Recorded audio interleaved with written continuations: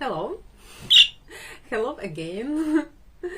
I'm really happy to make for you new video. I hope you are great this time of this autumn and everything is okay. So we continue the history of the Kiev Rus of our state of the 11th century. In that time, the leader of the early 11th century state was Yaroslav the Wise. It was the great prince. If you go to Kiev, you must go to the Golden Gate. It was the main gate of that time. It was built by Yaroslav the Wise, and his statue is beside this gate, so people respect him much. Yaroslav the Wise had many sons, but the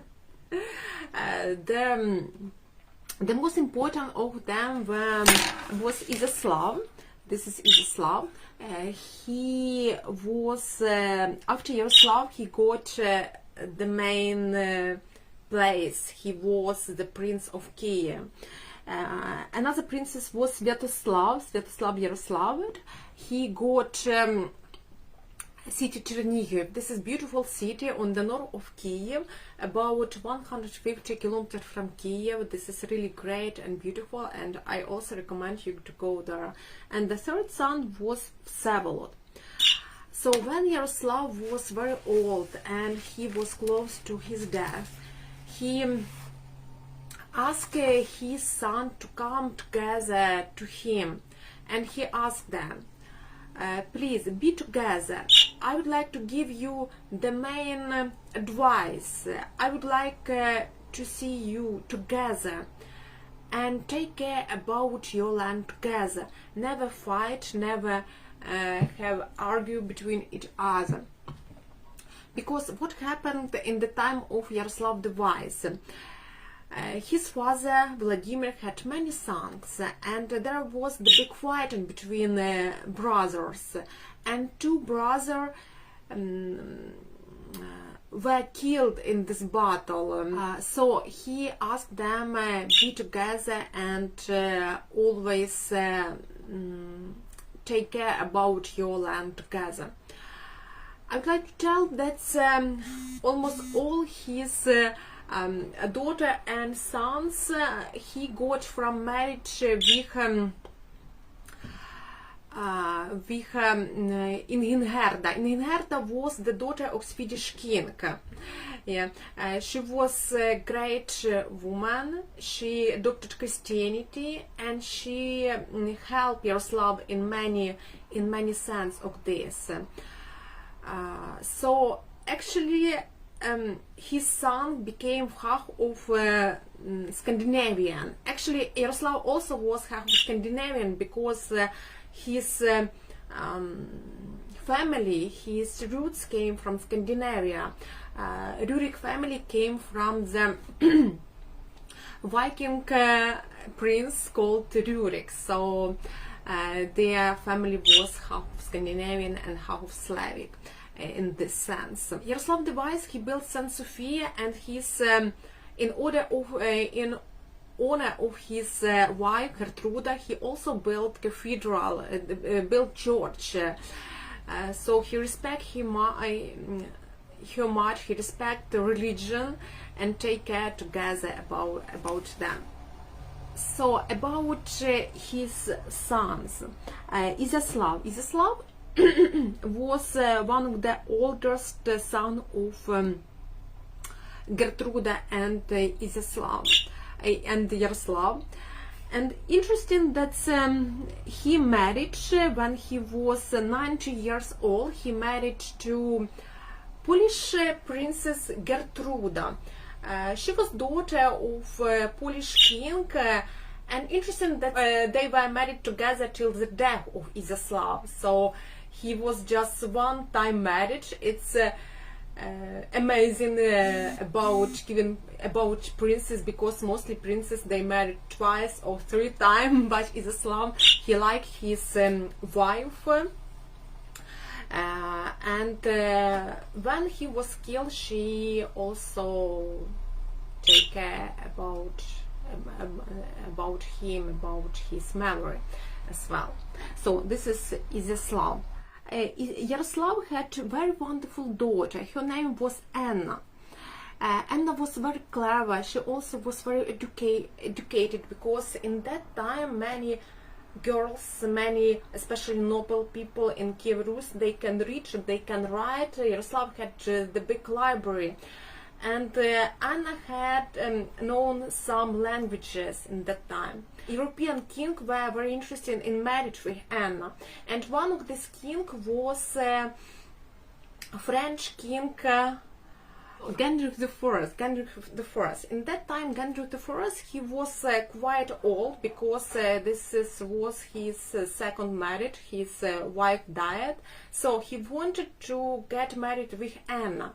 In that time, France fight against Holy Roman Empire, and French king Gendrik I, he was against Papa the Roma. And he would like to get support from Kievan Russ. Also, Anna was very educated, as I told, and he wanted to marry with her. So he sent to Kievan Russ his ambassadors, his embassies, I don't know, and he asked Yaroslav to marry with Anna. The first time Yaroslav refused, but he sent again this court to Yaroslav, and he agreed.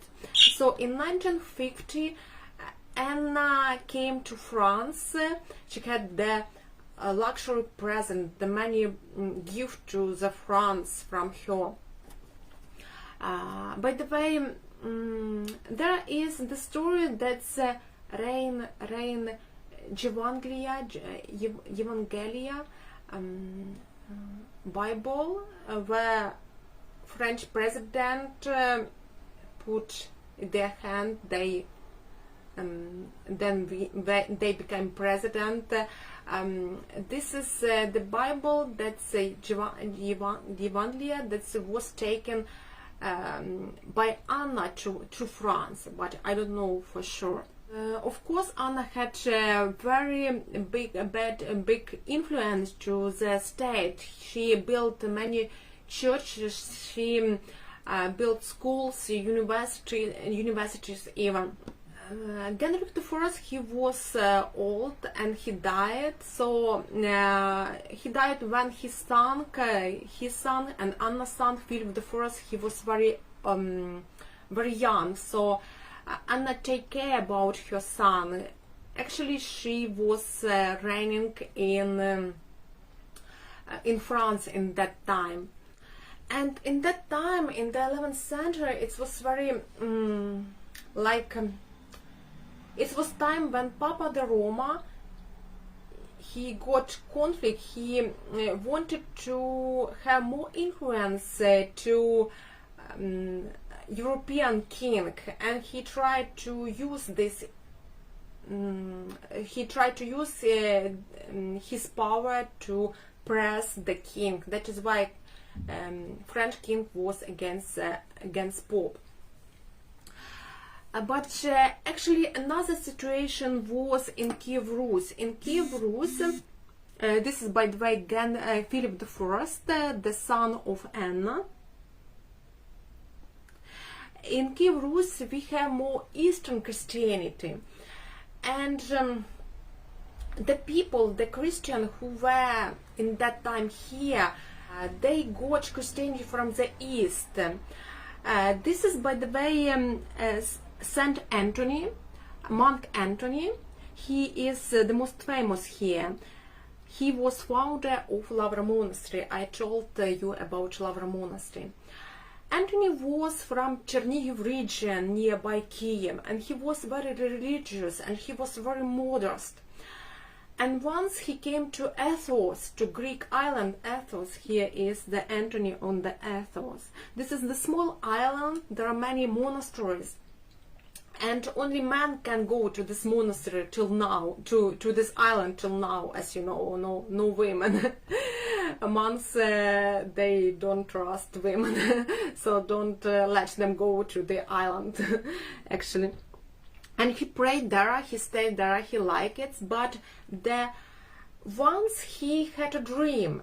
The Virgin Mary appeared in his dream, and she asked him, could you please come back to Kiev, and could you build there a monastery? Can you spread Christianity there? So Anthony, he must to come back to Kiev, and he used to live in different monastery inside of the city, but he didn't like existed monastery because they were close to the prince palace, they were close to the rich people.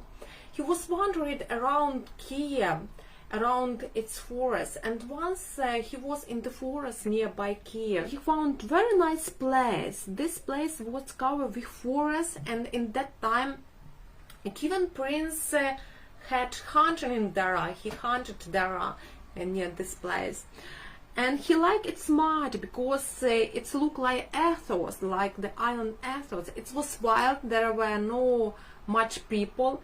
So Anthony, he dug the cave just on the hill, inside of the hill near the Dnieper river. He dug this cave and he prayed inside of the cave.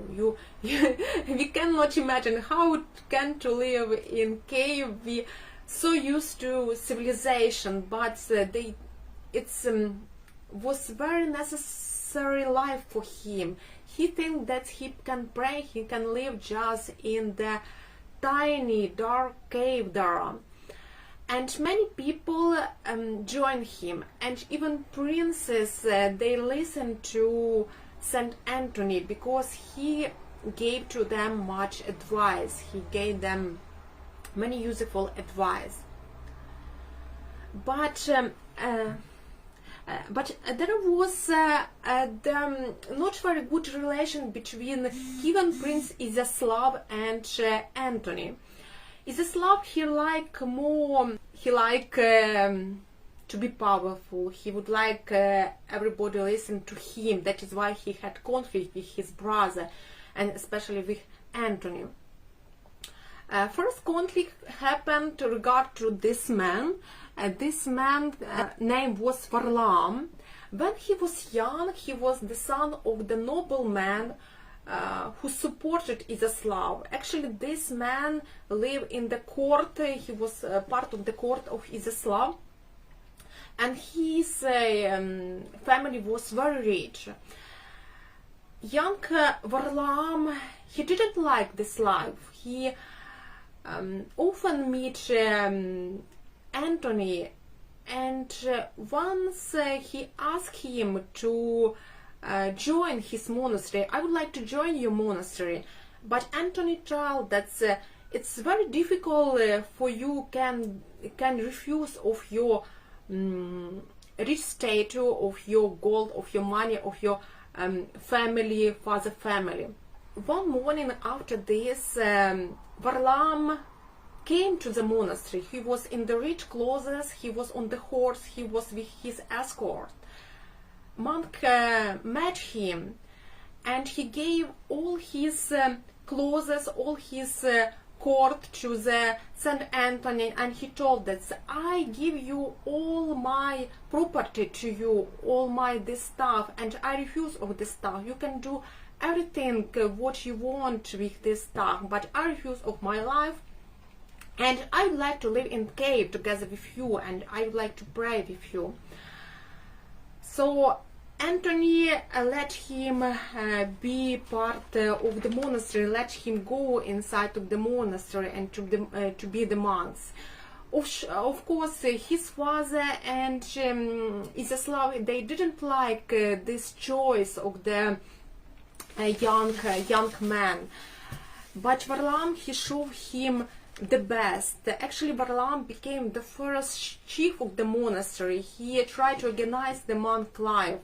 Also, Varlam built the first church in Lavra monastery, so people can see that this is not only the cave, this is also monastery. He organized everything there. Varlam died inside, as I know, he traveled a lot, and he died when he traveled, but his body was taken. He asked to take his body to the monastery, to Lavra monastery, and now his relics is inside of the cave. You can see him. In one of the praying that the monk prayed for Varlam, there are words. This noble man who chose not palaces but dark and tiny caves. He changed gold clothes to the monk dresses. So such story was in Kiev, and as you see, if Catholic Church tried to force princes, European king, for example, Heinrich I, to listen to Papa, yes, here was another situation, because monks, by their life, they show to princes how they should to live, how they should to act, and many noble people, they joined the monastery. They did not make it by force, they did it by their willpower. So such story was for 10 years. For 10 years, Kievan princes lived together. They were friendly. But once there happened story that make them fighting each other, and this story I will tell you in the next video. So thank you for watching this my story. Hope you like it, and have a nice weekend.